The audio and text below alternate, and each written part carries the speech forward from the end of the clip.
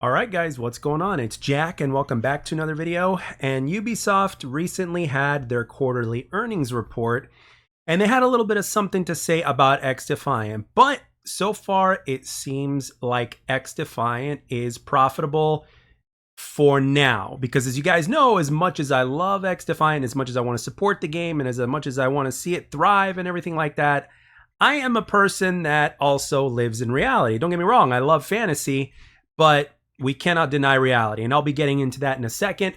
But this is their quarterly earnings report so far, and here's a little tidbit right here. Overall, the quarter was marked by a strong session days growth of 15% across consoles and PC, mostly driven by games as a service. MAU stood at 38 million, up 7% year on year. XDefiant launched its Season 0 on May 21st and is off to an encouraging start. The game that topped viewership charts acquired more than 10 million players within its first 2 weeks, with players praising the thrilling fast-paced gameplay and the map variety. 2 additional game modes have been added since launch: Team Deathmatch by popular demand and Capture the Flag. The game outperformed expectations thanks to the acquisition and strong average revenue per session day. Beyond Quarter 1, the launch Season 1 on July 2nd marked the beginning of the quarterly roadmap of content updates for the game that will bring additional factions inspired by the iconic Ubisoft franchises, maps, weapons, and game modes, as well as progressively deploy new engagement features. Now, obviously, it doesn't take a genius to see that this is basically like a very business / corporate type of report, so to speak, and that's usually how it goes. So it's not like the devs are actually making these reports. This is just your typical news type of report or whatnot. So obviously this is a good thing, because the reality of the situation is, number one, that we all have heard this phrase before: money talks and bullshit walks, right? So as long as the game remains profitable, and as long as people keep supporting the game financially, as well as the amount of people that play the game just by playing it on a session-to-session basis, the game will do well. And it has to be from both sides. You know, you don't just want players, you also need those players that kind of put a little bit of money into the store, so to speak, whether it's, you know, a bundle, or whether it's for the battle pass, or whatever it is. You know, that's just the reality of games as a service as it is now. And as a matter of fact, it's even a reality for games that are not a service, so to speak, or that are hybrids, you know, that come out with full prices, but at the same time, they continue on as games as a service or whatnot, which is pretty much what Call of Duty does. But anyway, we're not going to get into Call of Duty, because at this point right now, who cares, right? Well, at least I don't. So not a COD channel anymore. Every once in a while, yes, but not all the time. But anyway, let's get into the part 2 of the reality that I say that I live in, so to speak, right? Now, obviously, we know that the game has been out for 2 months, and this quarterly report is basically for like the first, 5 or 6 weeks or so since the game has launched. And obviously, the first month of the game was pretty damn strong. As of this report, we know that more than 10 million players, unique players, have played the game, and you had like 700,000+ that were concurrently playing during that time within the first month or so. But right now we are at about the 2-month mark, so to speak, and there's no doubt that players have fallen off, right? The honeymoon phase is over, and there are a certain percentage of players that have left the game for numerous and varying reasons. Now, how many have left the game, so to speak, we don't know. Some of you guys in the comment section have said to me that obviously your search times have been longer now, and I've been experiencing that too, and that could be because of the decline of players. But Mark Rubin has also mentioned, I believe on Twitter, that there has been there is some sort of thing that's going on ever since the last update or whatnot. Not the last update that we just got, but before that, like ever since Season 1 launched, that the queue times have been longer than usual, noticeably longer than usual. They're still happening, but they are significantly longer than usual. And another thing that has been happening as well is ping. Like, my average ping now is about 10 to 15 higher, and in some cases 20 points higher than what it was previously. So some people might say coincidence. I think not. I don't know. We don't know, but at the same time, if you had to take a guess, you would say it is certainly possible that that is because of the fact that the game needs additional time to expand its search so that way it can find those players to fill in that lobby, which in turn also means that basically expanding means you have to go a longer distance, so therefore your ping will be heightened. So when you look at it that way, yeah, it does make sense. So now with that being said, players have dropped off. I don't think any of us can deny that at this point, unless there's some sort of other additional report that comes out that says we are totally wrong, or players haven't dropped off as much as we think. Until that happens, or if that does happen, this is what we're going to have to assume, at least for now, and we'll go from there. But one thing I will say, though, and I just thought of this, one thing I will say is that, like, let's say I get on Call of Duty World War II, right? And I played on Xbox recently before XDefiant came out. And we all know how old that game is, right? So when I played on Xbox, which the player count is higher on PlayStation than it is on Xbox, right? And whenever I queue up for a team deathmatch, I find a match faster, like sometimes within 2 to 3 seconds.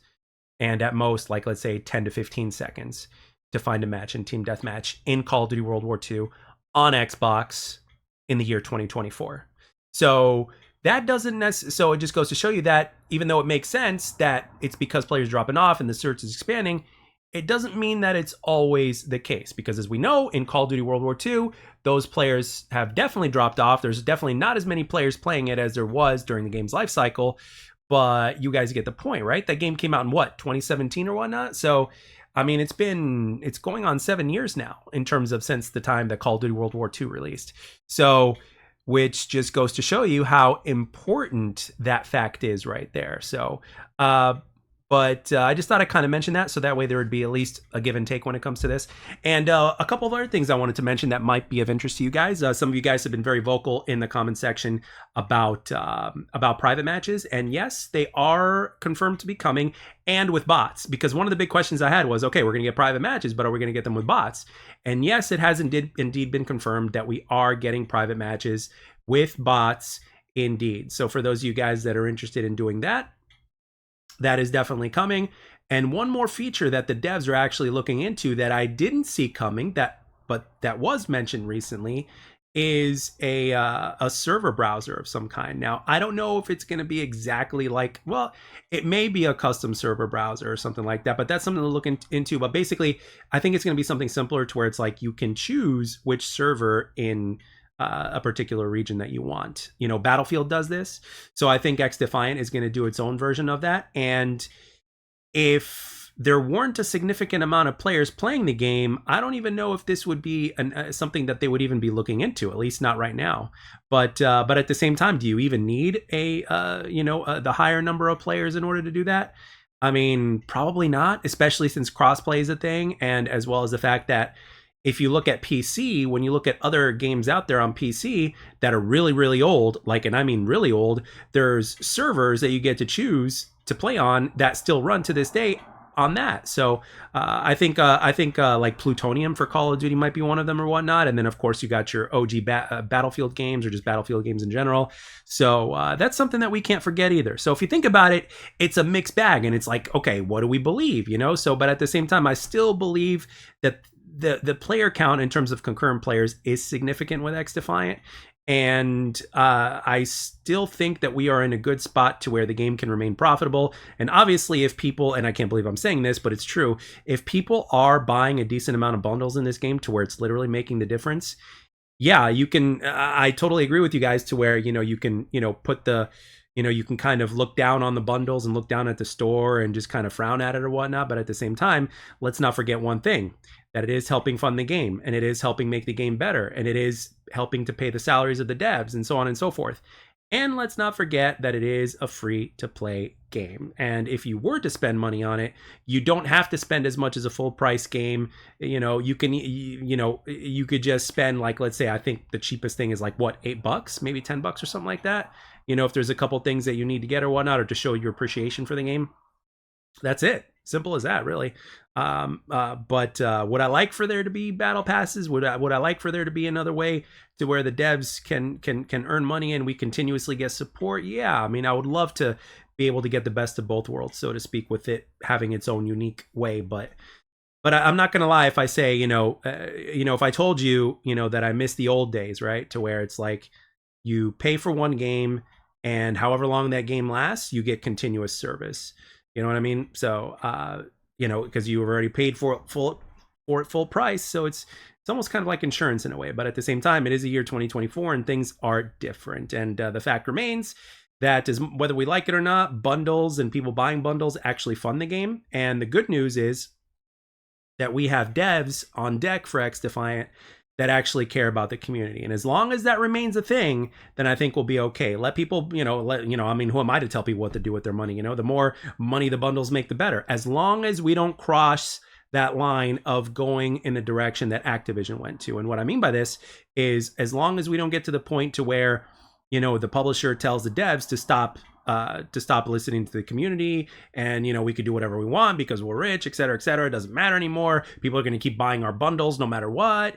And we don't need history to repeat itself with XDefiant.